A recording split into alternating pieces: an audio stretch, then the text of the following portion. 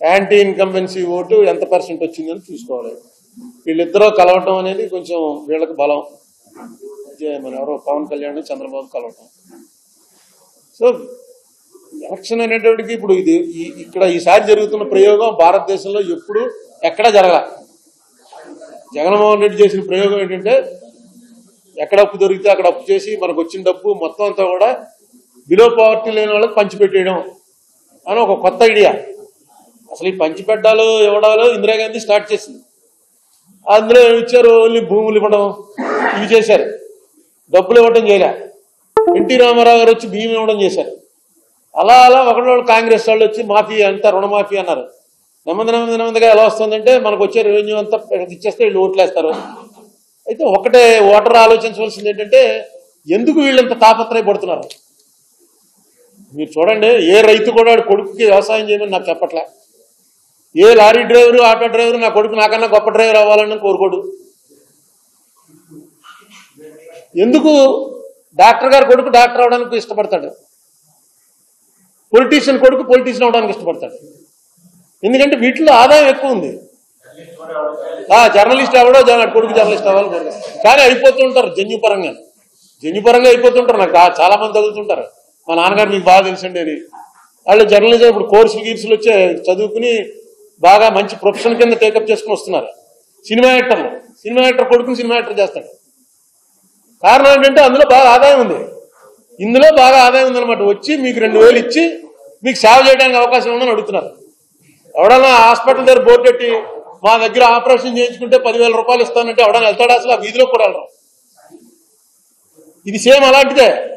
మేము చేస్తాం ఆపరేషన్, మీకు 2000 ఇస్తున్నాం, ఇప్పుడు తర్వాత ఇంకా ఇవన్నీ కూడా ఇస్తాం అని చెప్తున్నారు.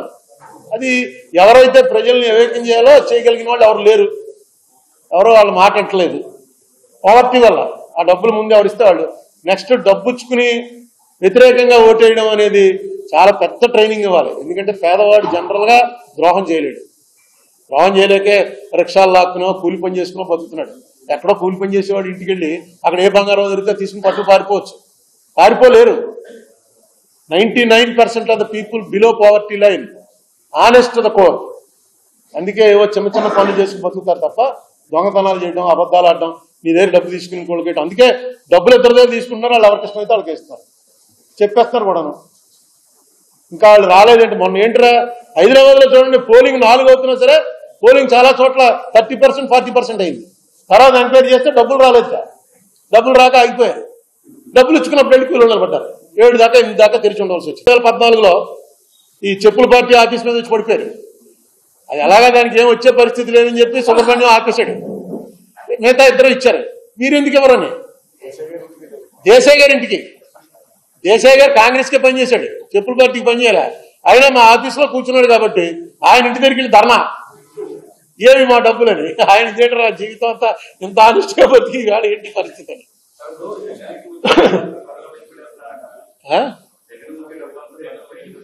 వాళ్ళకు వచ్చే డబ్బు వేరు. దేశంలో చాలా ఉన్నాయి. మీరు మహాభారతంలో ఒకసారి సంజయుడు చెప్తాడు ధృతరాష్ట్రుడికి, ఎందుకు వీళ్ళిద్దరూ ఇలా కొట్టి చచ్చిపోతున్నారు. రోజు రిపోర్ట్ ఇస్తూ ఉంటాడు సంజయుడు వచ్చి, ఈవేళ 5 చచ్చిపోయారు నీ కొడుకులు, ఈవేళ 10 మంది చచ్చిపోయారు అంటే. ధృతరాష్ట్రుడు అడుగుతాడు, ఏంటి ఇది అసలు ఇలా కొట్టి చచ్చిపోవడం ఏంటి, గొడవ ఏంటంటే, భూమి కోసం నాయన, ఈ భూమిలో మణులు ఉన్నాయి, వజ్రాలు ఉన్నాయి, వైడూర్యాలు ఉన్నాయి, నీ బొక్కసం కోసం దాంట్లో ఉన్న డబ్బు ఉంది. రాజులు కొట్టుకునేది ఎప్పుడైనా సరే దీనికోసమే కొట్టుకుంటారు, ఇది సహజం, సృష్టిది అన్నాడు. చదువుతుంటే నాకు అనిపించింది ఇప్పుడు కూడా అదే. మనకో మన వాళ్ళకో మంచి చేసుకోవటం కోసం ప్రజల ఓట్లు రావటం. పూర్వం ఏమో బాణాలు కత్తులు అది వేసుకెళ్ళి గడలు వేసి పేల్చుకునేవారు. తగ్గిసి ప్రజలకు డబ్బులు ఇస్తే ఓటు మనకు పడతాడనమాట. అదే ఆయుధం వాడి చేతిలో. ఆయుధం ఉన్న ప్రజలు మనకు ఎక్కువ ఉంటే మనం గెలుస్తాం. ఏమండి అప్పుల విషయంలో FRBM అది దాటితే ఇవ్వరు. అతను FRBM దాటలేదు, వేరే చోట చేస్తున్నాడు అప్పులు. వీళ్ళు చెప్పలేకపోతున్నారు. ఎందుకంటే నీ టైంలో ఏం జరిగింది అని టక్కని తీస్తున్నారు. మన దురదృష్టం ఏంటంటే ఇక్కడే ఇదంతా కూడా ఓన్లీ ఆంధ్రాలోనే ఈ దెబ్బలాట. అసెంబ్లీలో దెబ్బలాడుకోరు. మళ్ళీ వాళ్ళు పోనీ తెలంగాణ వాళ్ళు అసెంబ్లీలో దెబ్బలాడుకుంటున్నారు డాక్యుమెంట్ చూపించి. ఇవాళ చూశాను పేపర్లో, సాక్షి పేపర్లో అనుకుంటాను, కింద వేస్తుంటాడు చిన్న బాక్సులు వేసి చిన్న మాటలు రాస్తారు. అందులో ఒక ఎకనామిస్ట్ రాశాడు 2014 నాటికి 54 లక్షల కోట్ల అప్పు భారతదేశానికి. ఇప్పుడు అది 2,05,00,000 కోట్ల అప్పు. ఎక్కడ 54 లక్షలు, ఎక్కడ 2,05,00,000 కేంద్రం చేసిన అప్పు. చంద్రబాబు నాయుడు గారు కానీ జగన్మోహన్ రెడ్డి గారు కానీ ఎవ్వరూ చస్తే కేంద్రం ఎలా చేస్తుంది ఏంటని అడగరు.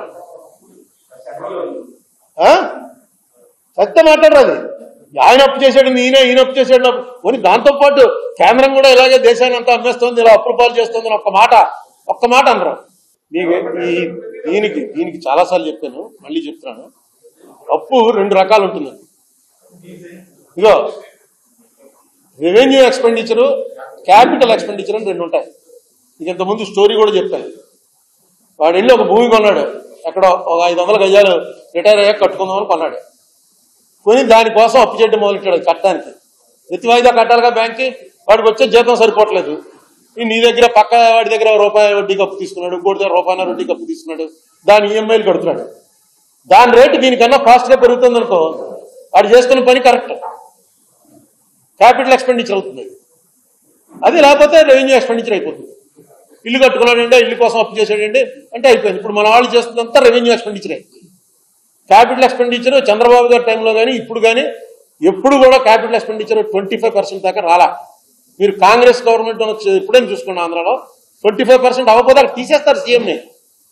అక్కడ వేరే సెల్ ఉంటుంది ఢిల్లీలో, వాళ్ళు ప్రతిదీ చూసుకుని 25% రాలేదు అనేటువంటి ఒక వార్నింగ్ ఇస్తారు. నేను వెళ్ళి పాండిచ్చేరి సీఎం గారిని తప్పించి వైద్యలింగం ఆయన్ని సీఎం చేసింది నేనే ఇన్ఛార్జిని.